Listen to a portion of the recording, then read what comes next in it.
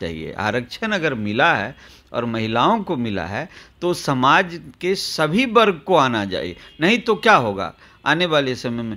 जो ऐसे समाज के लोग हैं जो कि मजबूत हैं, आर्थिक रूप से शैक्षणिक रूप से मजबूत हैं, वो अपना अधिकार लेंगे, लेकिन सामाजिक न्याय की बात जहाँ होती है, सामाजिक न्याय में ऐसे वर्ग की महिलाएं पीछे रह जाएंगी। नहीं, आम जनता पार्टी राष्ट्र तो इस बिंदु पर बिल्कुल क्लियर है और हम लोग इस पर एक प्रेस कॉन्फ्रेंस भी 2 अक्टूबर को करने जा रहे हैं और उसके बाद आगे हम लोग तय करेंगे कि इसके लिए जो अति पिछड़ा समाज की महिलाएं हैं वो काफ़ी संख्या में आ रही हैं और इस विषय पर हम लोग भारतीय जनता पार्टी के समक्ष अपनी मांगों को रखेंगे और आवाज़ उठाएंगे और संघर्ष का रास्ता अगर चुनना पड़ा तो हम लोग चुनेंगे कि परिसीमन के बाद ही महिलाओं का आरक्षण के विषय में जो आप कह रहे हैं, परिसीमन के बाद ही आरक्षण लागू करने की बात भारतीय जनता पार्टी नहीं कही है।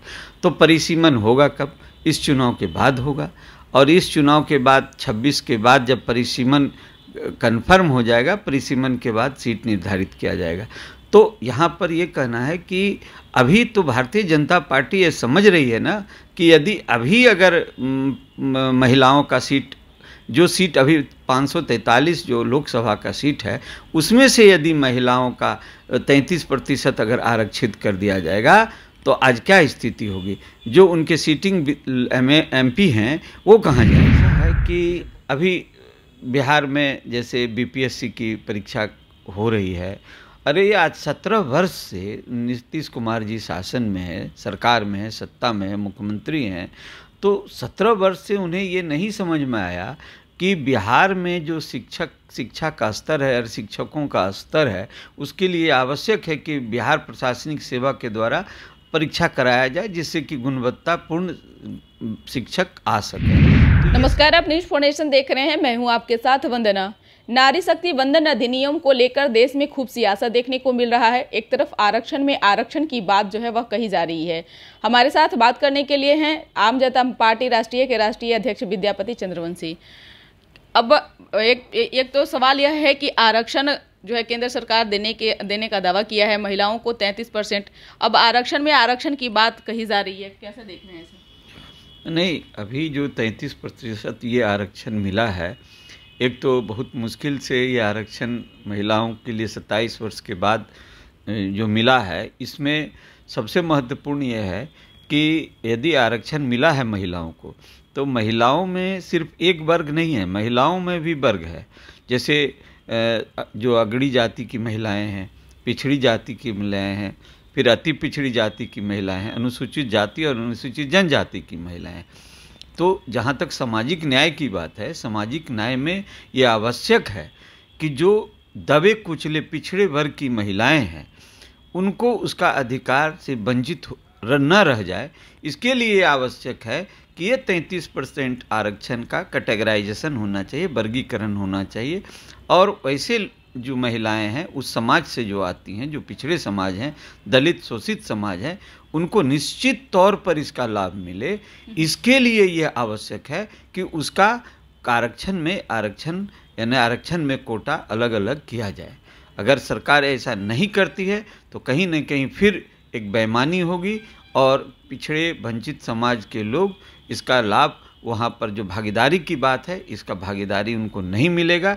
इसलिए आवश्यक है कि पिछड़े समाज की जो महिलाएं हैं उसके लिए इसका वर्गीकरण हो, उसको आरक्षण में आरक्षण का कोटा निर्धारित होना चाहिए।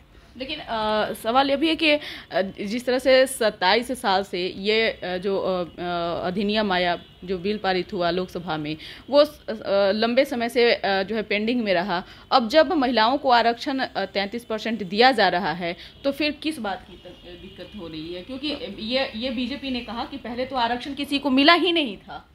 नहीं, देखिए, ठीक है, मिला नहीं था वो बात अलग है, लेकिन जब मिला है तो मिला है तो उसमें किस लिए मिला है? इसलिए मिला है कि समाज के सभी वर्ग का भागीदारी उसमें हो, ये सुनिश्चित होना चाहिए। आरक्षण अगर मिला है और महिलाओं को मिला है तो समाज के सभी वर्ग को आना चाहिए, नहीं तो क्या होगा आने वाले समय में। जो ऐसे समाज के लोग हैं जो कि मजबूत हैं, आर्थिक रूप से शैक्षणिक रूप से मजबूत हैं, वो अपना अधिकार लेंगे, लेकिन सामाजिक न्याय की बात जहाँ होती है, सामाजिक न्याय में ऐसे वर्ग की महिलाएं पीछे रह जाएगी। इसलिए उनको भी अधिकार होना चाहिए, अधिकार मिलना चाहिए, उनके लिए भी सीट रिजर्व होना चाहिए। यही कहने का मेरा मतलब है। आम जनता पार्टी राष्ट्रीय इसको कैसे देखती है? नहीं, आम जनता पार्टी राष्ट्र तो इस बिंदु पर बिल्कुल क्लियर है और हम लोग इस पर एक प्रेस कॉन्फ्रेंस भी 2 अक्टूबर को करने जा रहे हैं और उसके बाद आगे हम लोग तय करेंगे कि इसके लिए जो अति पिछड़ा समाज की महिलाएं हैं वो काफ़ी संख्या में आ रही हैं और इस विषय पर हम लोग भारतीय जनता पार्टी के समक्ष अपनी मांगों को रखेंगे और आवाज़ उठाएंगे और संघर्ष का रास्ता अगर चुनना पड़ा तो हम लोग चुनेंगे। बिहार में नियोजित शिक्षकों की मांग जो है सरकार से लगातार उन लोगों के द्वारा किया गया। अब ऐसे में नियोजित शिक्षकों को राज्य कर्मी का दर्जा सरकार देने का दावा किया है। कहा यह भी जा रहा है कि 2 अक्टूबर को सरकार जो है घोषणा कर सकती है। देखिए, इसके लिए आम जनता पार्टी राष्ट्रीय ने भी आवाज़ उठाई थी कि नियोजित शिक्षकों को जो उसका अधिकार है वो मिलना चाहिए।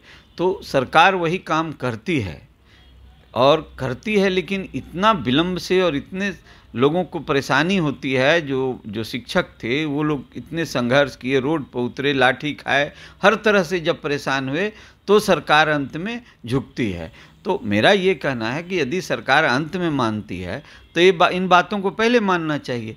तो इसलिए हमेशा ये देखा जा रहा है सरकार संघर्ष करने के बाद जब चरम सीमा पर किसी बात को पहुंचा देती है तब फिर उसका लाभ जनता को देती है, शिक्षकों को देती है। इसलिए आम जनता पार्टी राष्ट्र तो शुरू से इसके समर्थन में थे कि इन लोगों को उसका अधिकार मिलना चाहिए। लगता है कि नीतीश कुमार की जब हद पिटती है तब भी नीतीश कुमार इस तरह की बातों को। देखिए, ऐसा है कि अभी बिहार में जैसे बीपीएससी की परीक्षा हो रही है।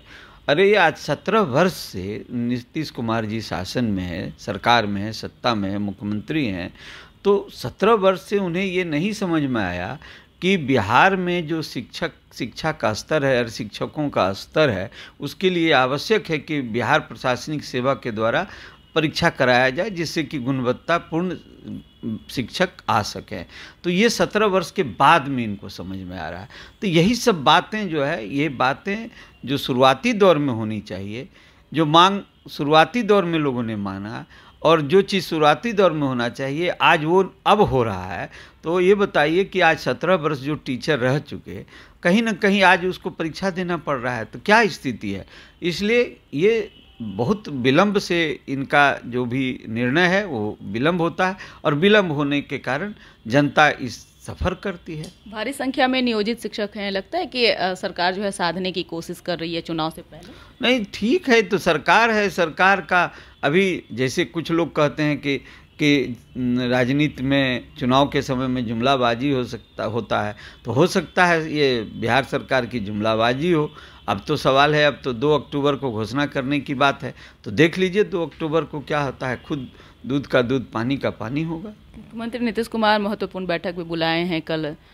लगता है उस जिसका नेतृत्व जो है मुख्यमंत्री खुद करेंगे, तेजस्वी यादव उपस्थित रहेंगे, अन्य विभागों के भी मंत्री उसमें वहाँ उपस्थित रहेंगे। लगता है कुछ अहम फैसला नीतीश कुमार कर लेने। नहीं, देखिए, अहम फैसला बिहार की राजनीति अभी जिस तरह से माननीय मुख्यमंत्री जी जिस समय से राष्ट्रीय जनता दल के साथ आए हैं तो एक परिस्थिति ऐसी बन गई है जिस समय कि नीतीश कुमार जी अपनी पार्टी को बचाने के लिए, अपने पद को बचाने के लिए लगातार प्रयासरत हैं और ऐसा नहीं करेंगे तो फिर आने वाले चुनाव में इसका परिणाम उन्हें भुगतना पड़ेगा। इसलिए वो लगातार कोशिश कर रहे हैं कि हमारी कुर्सी बची रह जाए और उसी के लिए वो इस तरह का अपना बैठक कर रहे हैं, महत्वपूर्ण बैठक कर रहे हैं। आरक्षण को लेकर भी जदयू हो या फिर कांग्रेस हो, तमाम पार्टियां कह रही है कि यह जुमला है।